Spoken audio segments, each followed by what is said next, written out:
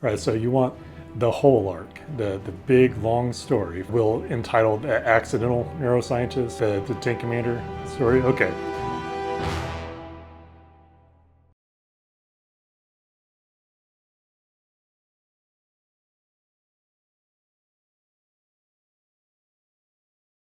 That began, I guess you could say, in 2001 when I joined up and started going to school. And I thought, Army makes a lot of sense. This is July of 2001, so I'm going to join the Army. I'm going to do 5 years. I'm going to play golf in Germany. Then I'll get out and get like an accounting job, and then that'll be fine. And then a few months later, it was September of 2001, and the entire paradigm shifted. From that point forward, every exercise really meant something because I knew that we will be doing this very soon. So every training rehearsal was taken seriously. And I graduated from West Point, then went to tank school in Fort Knox, and then to my post at Fort Hood. And at Fort Hood, I was platoon leader of 1st Platoon, Charlie Company, 112 Cav. And we weren't there long before we were going to deploy. So Heidi and I had to get married quick, because girlfriends don't get benefits. So that was a hurried wedding, but it was a very fun wedding because it was, as you know, her name Heidi. It was this German family meets all these soldier friends of mine, and that open bar bill had to be astronomical. But we had a great time. And then I deployed to Iraq in October of 2006, and we didn't know it yet, but that was going to become one of the most infamous, storied, and difficult periods in the war. That was right before the surge. It was during the surge. It was after. So we got there October 2006 and began what was going to be a 14-month deployment. So that is a very long time to be in combat. And as soon as we got in country, very interesting experiences began to compound. Like I remember clearly my first time going in country where we were loaded up onto Chinook helicopters, and I was one of the last ones in. So you're towards the ramp of that Chinook, it's the helicopter with the double blades and the guy in the back. And on the back ramp was this guy with a Lazy Boy recliner, ratchet strapped to the back of that ramp with a 50 caliber machine gun between his legs. And I remember thinking to myself, holy shit, I'm in an apocalypse now. That the most bizarre things are happening every minute. And so the helicopter lifted off, and all I could have going on in my head was Fortunate Son, from CCR, and looking down and thinking, oh my God, that's actually Iraq. This is happening. And we touched down at FOB Warhorse. I linked up with my company commander, and we began the deployment. And on day 3 of the deployment was our first firefight. And that was a very unexpected turn of events. I thought there would be more of a ramp, more of a learning curve, but war isn't like that. And so that very first firefight I was in, I remember distinctly it, being in late October or early November of 2006, and it was very rainy. And so in this field, there were dozens of bodies. An Iraqi police station had been overrun and just massacred. So there's bodies everywhere. And this field was getting very slippery from the rain. And I remember running with my squad across this field and trying to take cover behind a wall as we're clearing through the village. And I slid in the mud. And it turned out to be not just pools of water, there were pools of blood. And I remember sliding like a base runner in baseball, and my knee hit a dead guy in the head, and I said, sorry. Okay, and I remember that distinctly, just, with the very weird, bizarre, surreal things that you say, like, why would you say sorry by bumping into a dead guy? But it was just the way it was. We cleared that village. We won that fight. And I remember at the end of it, as we were clearing everything up, thinking, this is day 3. And we're going to be here more than a year. I'm not so sure I'm coming back. And that was the beginning of a very intense period where we were in a place called the Diyala River Valley, which is about 30 minutes north of Baghdad. So we're in an area called the Triangle of Death, and they got the name right. And a lot of people think that Iraq is this open desert, which it is in some areas, but where we were in Bakuba was double canopy jungle. For a lot of the fight that we were in was effectively jungle warfare, ferns up to your chest, moving in that type of environment. So it was physically intense. It was emotionally intense. It was, am I going to hit a tripwire, a booby trap, or an IED today? And what was hard to wrap your mind around is it was never a question of if, it's only a question of when. That was what the outgoing unit told us. So, we just had to adapt to that. And it wasn't long after we were there that we took our first KIA, our first killed in action. And that became, unfortunately, it became the norm. It became something that you just got used to. For our particular unit, 112, we lost 28 guys. That's a lot of guys, and times 3 wounded. And, being pretty close to several of them, that you would expect that those effects kind of have a half-life or decay over time, and it doesn't at all. That those experiences are just as fresh as yesterday, even though it was, 20-ish years ago. Thanksgiving Day in 2006, there was a IED that penetrated one of my trucks, came through the window, and it took the face of one of my drivers off. It just sheared his face off. But he managed to live. We got him on the helicopter in time, and off to Germany he went to get stabilized, and then back to the States to get, some more surgeries, a little bit of reconstructive surgeries. And I tell you this for the following reason. It took him a few weeks or up to about a couple months to recuperate, and he could have stayed at Fort Hood. He could have stayed in the States and have been totally fine. You went through hell. No one's expecting anything of you. And he metaphorically escaped the hospital and got on the first thing smoking back to Iraq, rejoined our unit, got back in the truck, and drove past that exact same spot just a few months later. And the reason I'm telling you that is representative of the guys that I was fortunate enough to lead.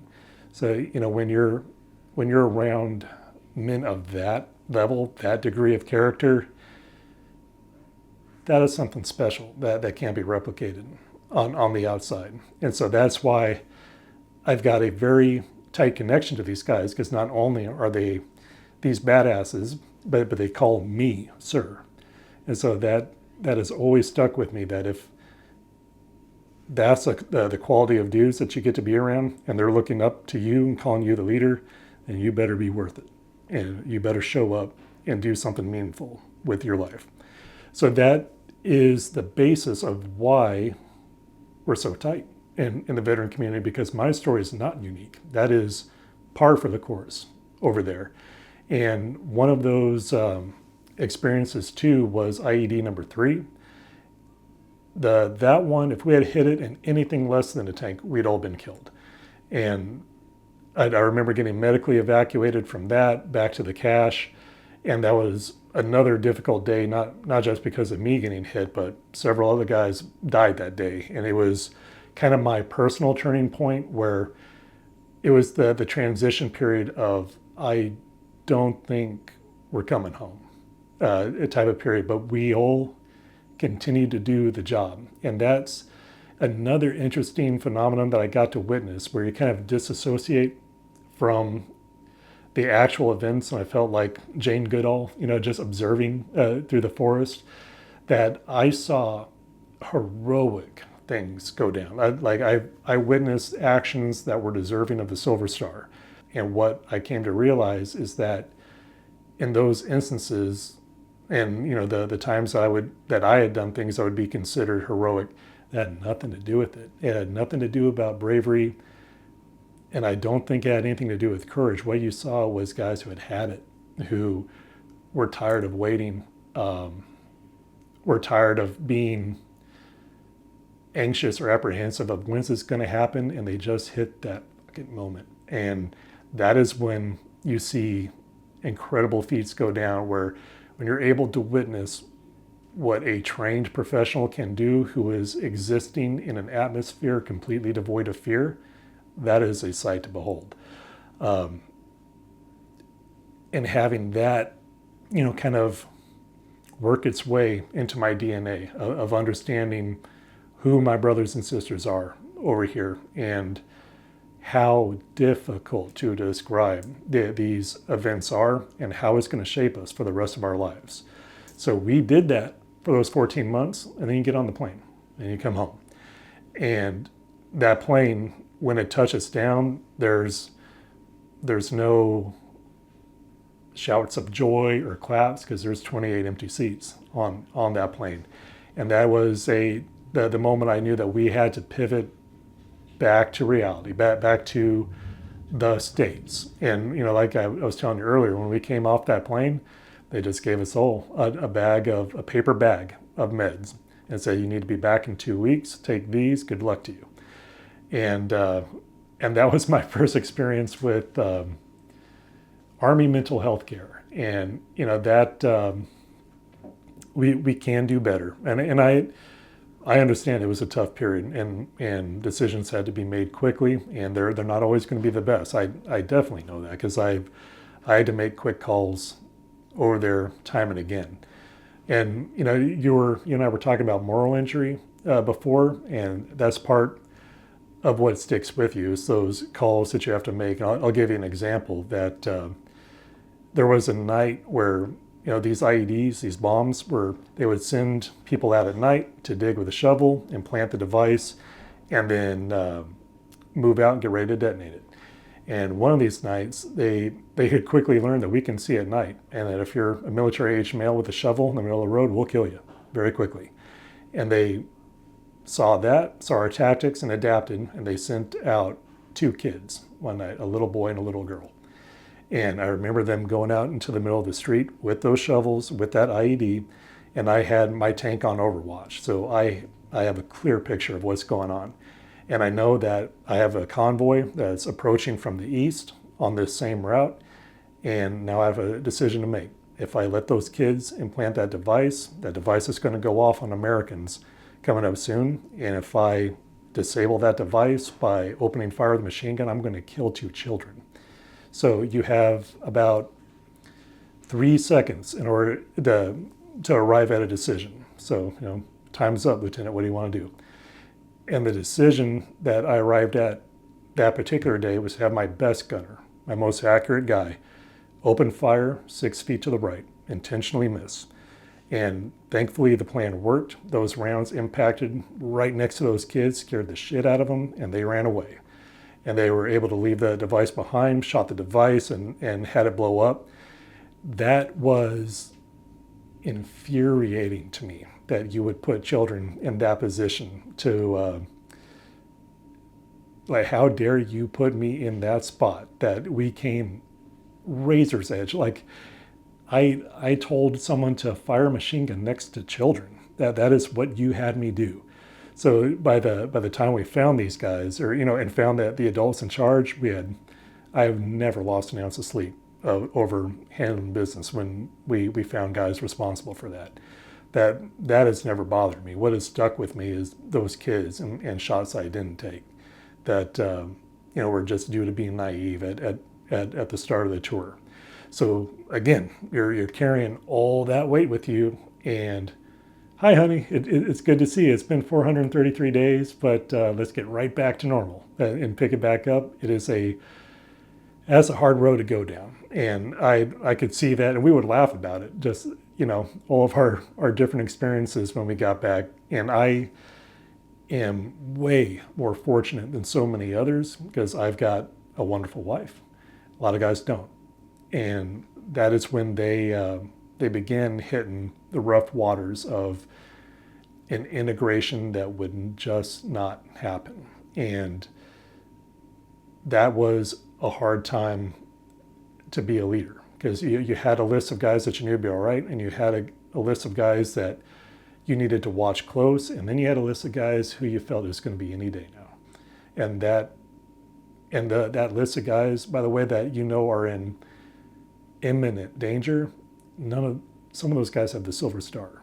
Like the, however we define that problem and whatever adjectives we're going to use, cowardice isn't one. I know these guys. I've seen what they can do.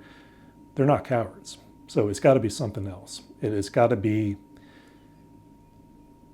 as difficult and ambiguous a problem as it is still tractable. That it is a finite number of elements that go into this equation. So if we put in the effort the right way, we can arrive at a way out. There's always a way. So that was 2008, and off we go into a super difficult period where now I'm promoted. I'm an XO, the second in command of a company, and I was feeling good about that. The reason I was feeling good is I knew I could do a good job. That I had fresh combat experience, and we were getting ready to deploy again. And so we had 6 months back, and you're going straight back over. And I was fine with that. It's a big ask, but what was so important to me is I stay with my guys because I know what I'm doing now. I've got a tour under my belt. I'm pretty smart. I know how to keep the tanks running through anything, and no one can take care of my guys as good as I can. So I still feel pretty good. And then a messenger comes to the company headquarters and says, "Lieutenant Toll, the colonel wants to see you." I thought, oh God, what the hell did I do? Like, I don't remember screwing up anything. And I go talk to the colonel, and he said, "You're going to be captain soon. You are the most junior captain, and you are married, which means that you're going to stay behind." Because it is a unwritten rule, but they typically want a married captain to stay behind because you'll be with the wives, and they don't want any nonsense happening. So that's effectively why they do that. And so I got tapped to be the rear detachment commander for the next tour. And that sucked because I watched my guys get on that plane without me. And that's a hard thing to swallow. But the hardest part of that job is the rear detachment commander means you're going to be the casualty officer. So every single time that we take a KIA, it will be you who knocks on the door. And the Army made that decision a while ago where it wasn't going to be some random officer that got plucked out of the reserves. They wanted the notifier to be someone who knew the soldier, which I think is the right call because that's what the family deserves. But damn, that is the hardest thing I've ever had to do. The tagline I use for that, it is much harder to knock on a door here than it is to kick one in over there. And having to knock on doors and give that speech, the Secretary of the Army regrets to inform you, and seeing the lights go out. And these parents I felt like I killed them. I am telling you, your child is dead. And that is not something that you can do time and again without it twisting itself into you. That exposure to tragedy over and over again, it is hard. And at the same time, my wife Heidi, who had just completed nursing school, her chosen specialty was pediatrics and pediatric oncology. So we had these competitions at the end of the day of who had the most heart-wrenching story, and that kind of gallows humor helped us a bit. But again, I had a very strong column to lean up against, and a lot of guys didn't. So that I kept seeing over and over again just how fortunate I was and how fortunate Heidi was, because that IED number 3, again, if that had been anything less than a tank, Heidi would have been a widow at age 21.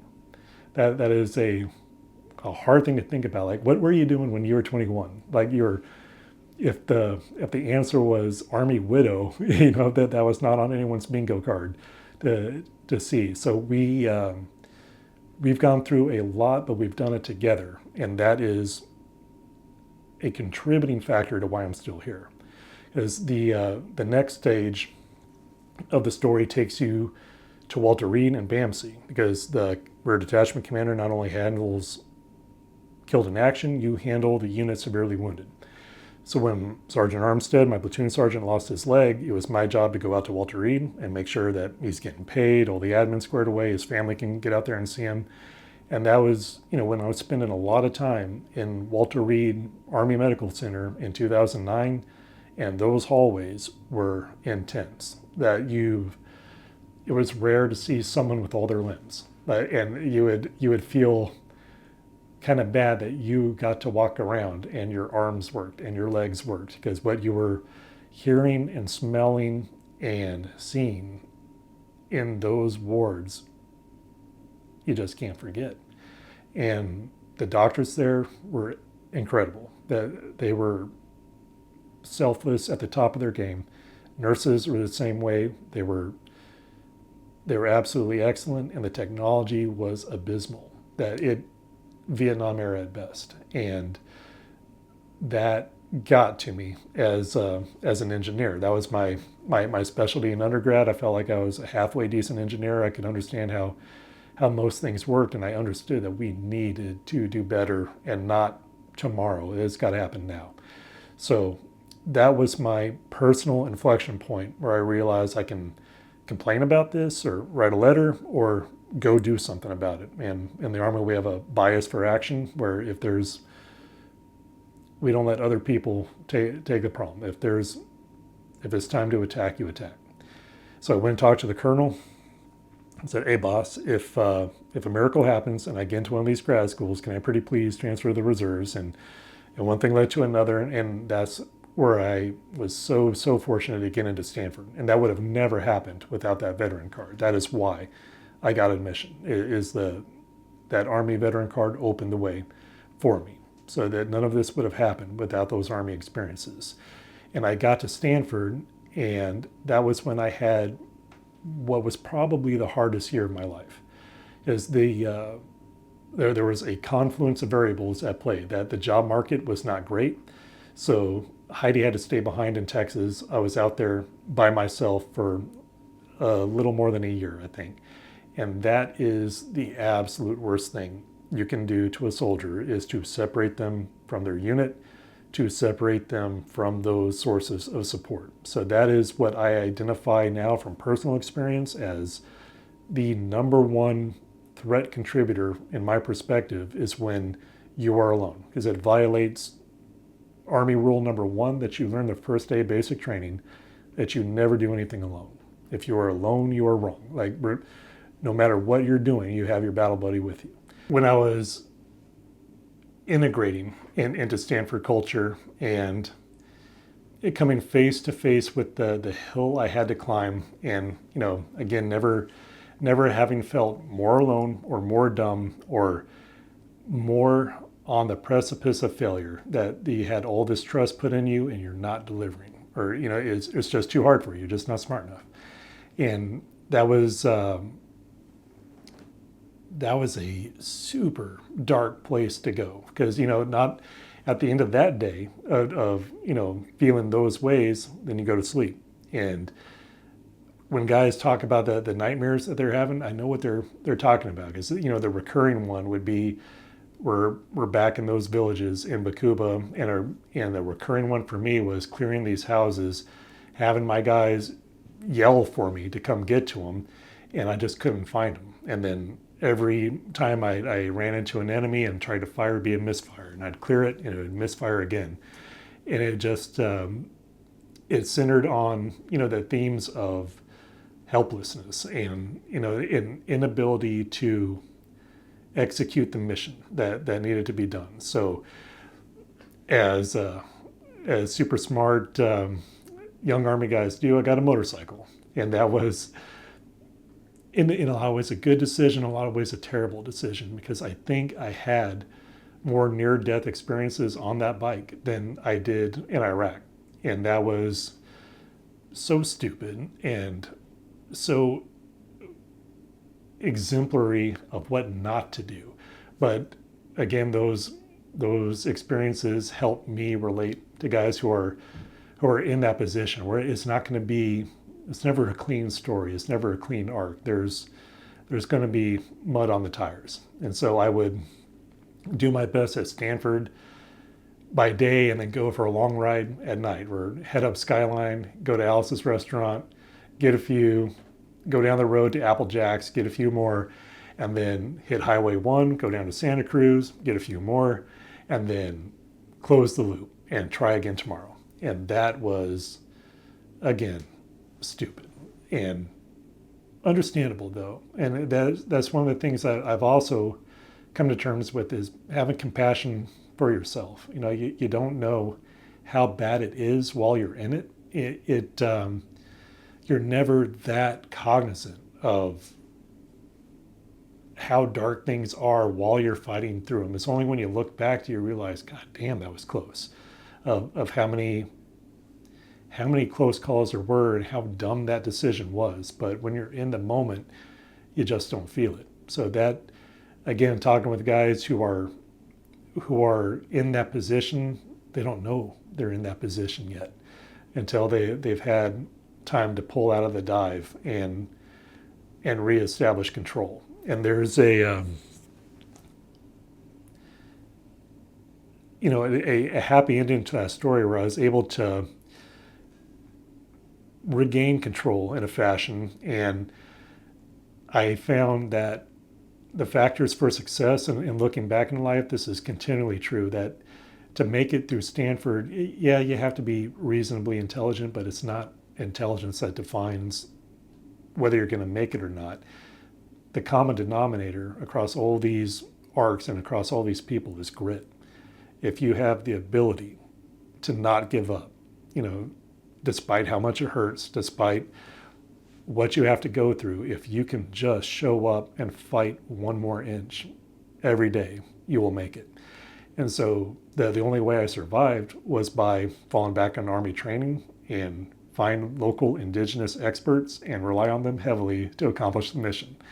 And that's what I did. I found the smartest kid in class and made him my friend. And so even to this day, Srivat's Iyer is the reason that I survived graduate school. He was a very kind-hearted guy who pulled me through the mud. And I remember one of the formative experiences we had was in this partial differential equations class that was kicking my ass.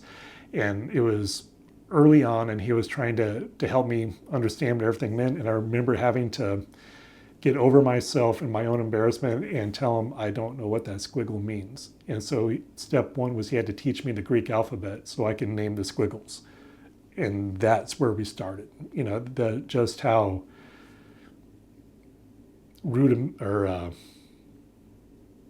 basic the approach was, from first principles and get your way up. And I remember doing my first homework assignment that everyone else did in MATLAB. I did that in Excel because as an Army XO, I can pivot a damn table better than anyone.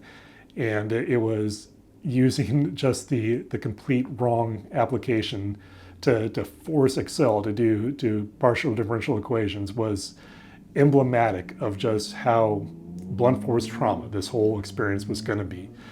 And that's what it wound up being, where I had to just show up every day and inch by inch, victory by victory, learn how to do what needed to be done.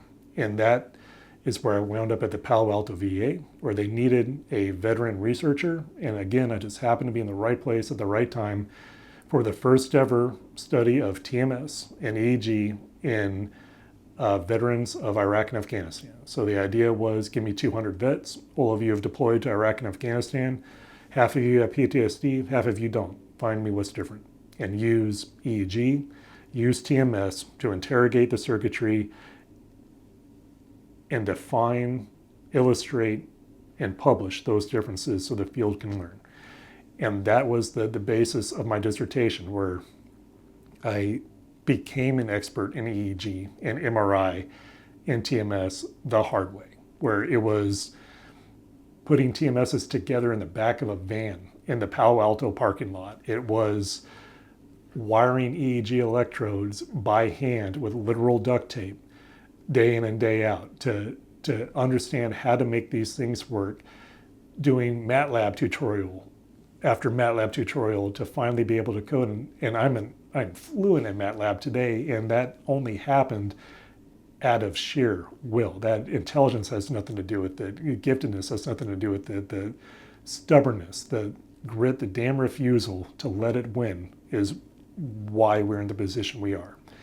So we did that for a long while, for 10 years. It took me 10 years to get that degree because we kept on having kids. So we had all 3 kids in grad school, and I had a very understanding PI, Amit Etkin, who is, a great leader, a great scientist, NIH Pioneer Award winner, and he's doing great things to this day. But I was his first grad student, and he and I together figured out how to tell a scientific story, a veteran story, the right story, to get the knowledge that the field needed to benefit from disseminated and spark pathways of discovery that are still being built on today. So that was a hard fight and a long fight. And at the end of it, I got a call from Amit saying that one of our collaborators, Madhukar Trivedi in Dallas, and he's an EEG guy. So congratulations on graduating, I'll go get a real job. And that was how I wound up landing at UT Southwestern in Dallas. And I've been doing that for the past 6 years as faculty at the medical center there, teaching young residents and doctors how to do TMS, running clinical trials in TMS, using it in protocols, methods, and populations that hadn't been touched before, like cocaine addiction, methamphetamine addiction, complex depression. And it was and still is, a very informative and rewarding experience because I get to see the trenches of where the field is at right now. And that is finding the right adjective for that is, in a scientific way, it's sacred because you're going to work your butt off and you're going to do a lot of MATLAB, you're going to crunch a lot of numbers, but you're going to have epiphanies that come at 2 a.m. where you see the data and you have the moment where you realize it's there, the aha moment of that's where the protocol needs to be. And you implement it and you see the effect of your decisions resulting in lives getting better cannot be financially compensated. It is a fulfillment that is so elemental and intrinsic to being human that it is among the greatest joys there is when you can apply the trust and the gifts and the science behind what you've been given to deliver outcomes that are not p-values or t-statistics, that there are moms playing with their baby in a park because of you. That's cool. That you can't help but love that. I mean, that just fires you up. So, in that vein, the Gold Star mission never stopped. That, even once the funeral is complete, that it's not end of mission, that's the beginning of it. And so through this whole time, through all of grad school, we were in close contact with the Velozes. We would go up there to their house every 3 weeks or so. In fact, every time Heidi was pregnant, they were the first to know that it was important to us that the announcement be made to them first. So we got to keep that relationship going through all those years. And during all those years, I had my own struggles. The Velozes had their struggles too. And it does not get easier losing a kid like that, especially an only child. And for all the help that I tried to get them, it was pulling teeth with the VA. And that always stuck in my mind too about, why is it this damn hard? If we really care about, so if there's any population that we're going to put to the front of the line, it should be Gold Star family members, right? And we're not. So why are we not keeping the most fundamental and sacred promise we said we would keep? Here we are again, where we can complain about it, like a rich congressman, or do something about it. So Heidi and I had to sit down and talk our way through this and realize that we had been blessed to an extent that is hard to describe through this entire arc. And now here we are again at one of those inflection points where I know how to do TMS. I know how to do EEG. I know Gold Stars. You're supposed to do this. That I wasn't kept alive through all those IEDs. Like, that medic did not pull me out of that tank for me to increase shareholder revenue. He pulled me out to do a mission, to do something meaningful. So Heidi and I looked at the finances, and we realized that if we would turn our keys on 3 and nuke the 401k, like, which you're never supposed to do, like, it is the most financially reprehensible decision from a mathematical standpoint there is, but there was no other way to make a clinic appear out of nothingness. So we did that. Vanguard called us and said, "Are you sure?" And said, "Yeah, we're sure." And we converted everything we had into 7 crates that showed up with MagVenture labels on them in our little brick and mortar clinic in Southlake. And we got that sucker set up. Heidi took about $500, went to Big Lots and Kmart, or what was once Kmart, and set the clinic up and put her touch on it and made it something beautiful. Like only she could do. She did that. I did the nerd stuff. I set up the magnet, the EEG and everything, and we had patient number 1. And that was a very scary thing to go through, to think that we have bet the farm on this. Here we go. And I don't know anything about running an organization like that. I just had to do it because it had to get done, and I'm the one who's here. That's the mind space that we were in for a long time. And patient 2 came, patient 3 came, and patient 3 was a 7-week pregnant woman who no one else would treat because it was too inconvenient to go through all the safety checks for a pregnant woman. And that, again, was something that just I could not abide. That, how are you going to tell her no? So we treated her, and that was one of my favorite patients to date, because that was when I could see clearly, not just by eye and by heart, but by EEG, what TMS could do for her. And her particular case was pretty severe peripartum PTSD.